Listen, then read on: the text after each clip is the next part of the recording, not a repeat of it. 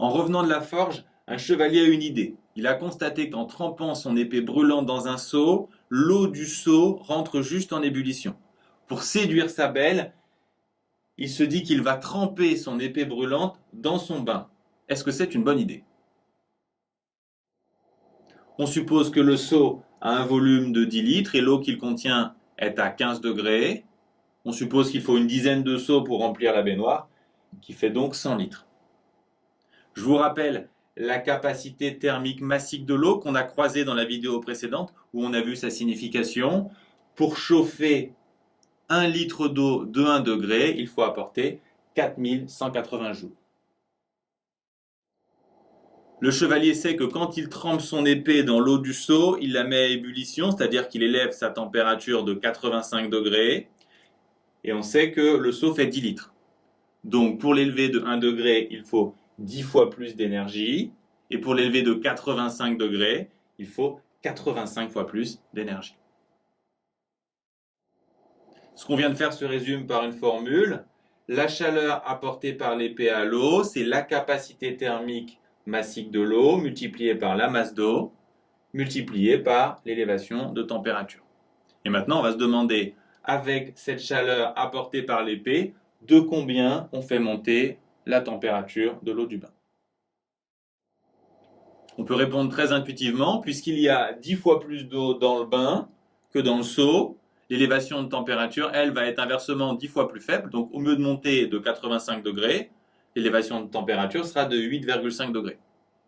Puisque l'eau au départ était de 15, on va arriver à 23,5, ce qui est quand même plus confortable pour la belle. Si les calculs sont moins simples, bien entendu, on résout ce problème avec une équation. Donc, on part de la même formule que précédemment, sauf que cette fois, on a ici la masse d'eau du bain et la température finale de l'eau du bain. Ce qu'on cherche, c'est la température finale. Donc, on va diviser par Cm. Puis ensuite, on va rajouter Ti des deux côtés. Autrement dit, on va isoler la température finale. Ici, on fait l'application numérique, on va trouver 23,5 degrés.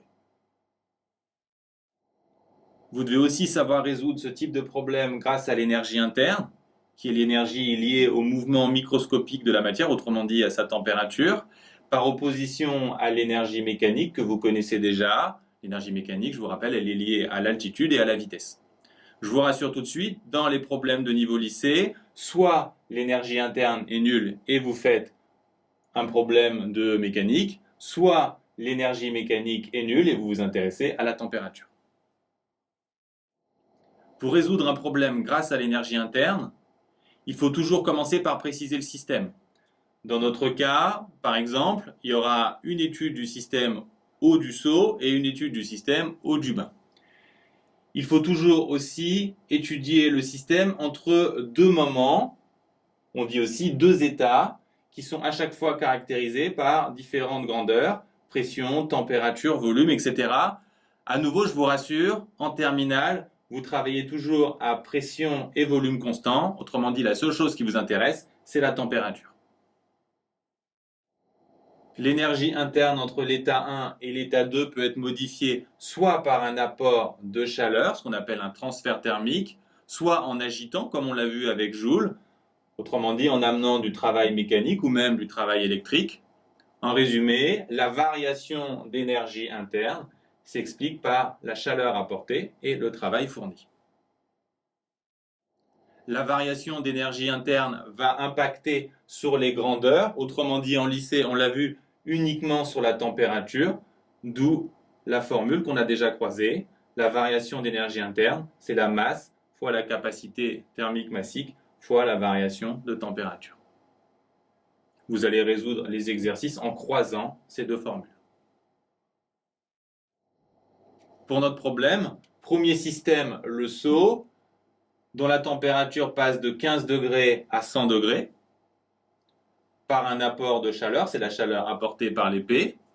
Donc on a delta U qui est égal à mc delta T d'abord, mais aussi à Q, la chaleur apportée. Si on croise les deux formules, on a donc Q égale mc fois delta T, et on peut faire l'application numérique qui donne le même résultat que précédemment. Pour finir la résolution de notre problème avec l'énergie interne, il faut introduire un deuxième système qui est l'eau de la baignoire qui passe de 15 degrés à une température inconnue que l'on cherche. Par contre, ce qu'on connaît, c'est la chaleur apportée par l'épée qui n'a pas changé, celle qu'on vient de calculer. Donc, la variation d'énergie interne, c'est Q, mais aussi MC delta T. Notez qu'ici, j'ai indiqué 10 fois M, puisque l'eau de la baignoire, c'est 10 fois celle du seau. Ensuite, je vais isoler TF, je vous passe les étapes, on les a déjà vues précédemment. Et si on remplace Q par MC delta T, les MC vont simplifier, d'où cette formule et le résultat déjà trouvé plusieurs fois. Vous l'aurez compris, pour résoudre les problèmes de thermodynamique, vous pouvez soit travailler plutôt intuitivement comme on l'a fait au début, soit avec l'énergie interne et vous adapter votre stratégie aux demandes de votre professeur.